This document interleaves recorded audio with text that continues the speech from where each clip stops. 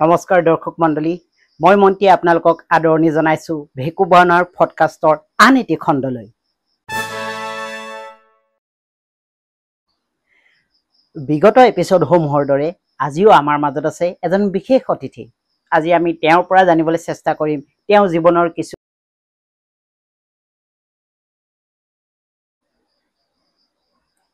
দাদা নকৰিব এনেকুৱা ষ্টুডিওটো একেবাৰে নতুন যে লেতেৰা হয় মানে আৰু কেমেৰাটো বিয়াত বেয়া দেখায় দেই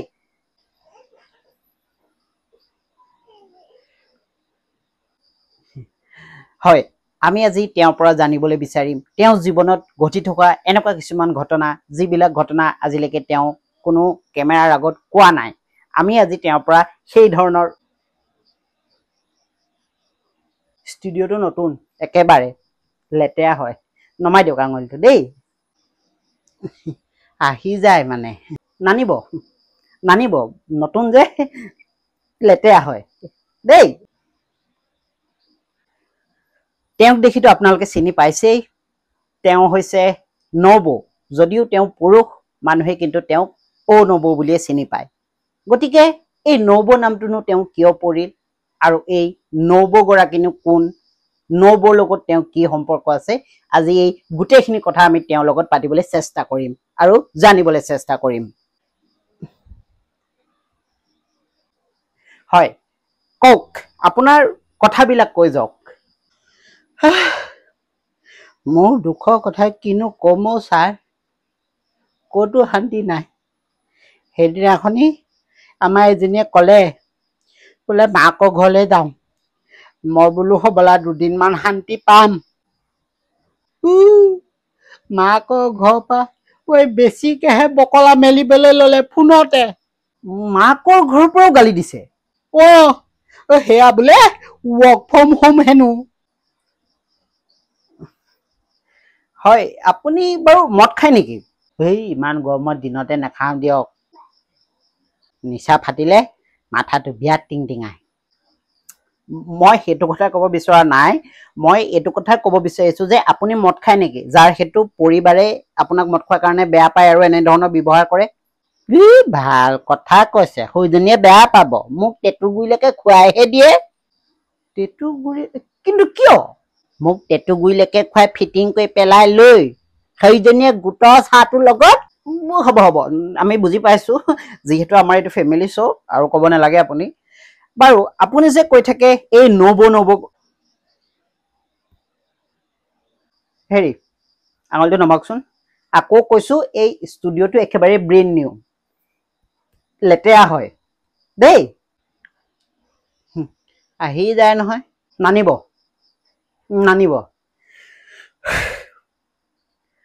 হয় আমি আপোনাৰ পৰা এতিয়া জানিবলৈ বিচাৰিম এই যে আপুনি প্ৰত্যেকটো কথাতে নবৌ কৈ থাকে যিকোনো কথা গৈ আপুনি নবৌক লগাই গৈ আচলতে এই নবৌৰ লগত আপোনাৰ সম্পৰ্ক কি কিয় আপুনি বাৰে বাৰে নবৌৰ ওচৰলৈ যায় কি আছে নবৌৰ লগত আপোনাৰ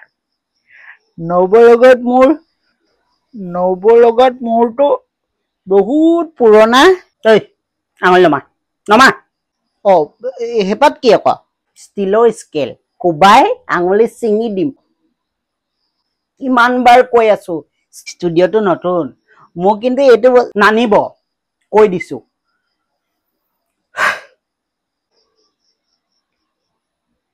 চিঙি দিম আমি ক'ত আছিলো এই নবৌ হয় এই নবৌ গৰাকী কোন আচলতে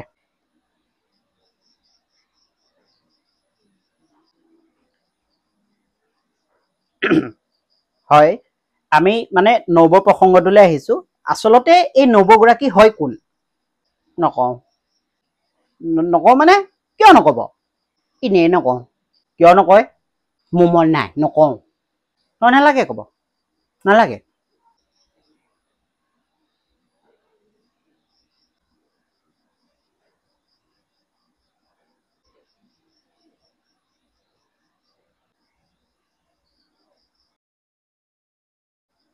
হয় এটি বাণিজ্যিক বিৰতিৰ পাছত পুনৰ আপোনালোকক ভেকু ভাওনাৰ পডকাষ্টলৈ আদৰণি জনাইছো আজি আমাৰ লগত আছে বলোৰাম খঙীয়া আৰু আমি তেওঁৰ পৰা জানি আছো তেওঁৰ পৰা আমি জানিবলৈ চেষ্টা কৰি আছো তেওঁৰ জীৱনৰ কিছু কথা। নৱৰ লগত মোৰ সম্পৰ্ক আজি নহয় অ' ছাৰ। হয়, 2007 চনৰ ঘটনা। মই আৰু আমাৰ গাঁৱৰ ককাইদেউ এজনে মোৰ কাৰণে ছোৱালী চাবলৈ গৈছিলোঁ। হয়, মোৰ লগত ভীষণ প্ৰতাৰণা হ'লে ছাৰ। এনেকুৱা সময়ত ধৈৰ্য ধৰিব লাগে। ছোৱালী যদি বিৰাট ধুনীয়া আছিল ছাৰ। মোৰ প্ৰথম দেখোঁতে তাইক পচন্দ হ'ল। আমাৰ দিন বাৰু ঠিক হ'ল বিয়া। তাৰপাছত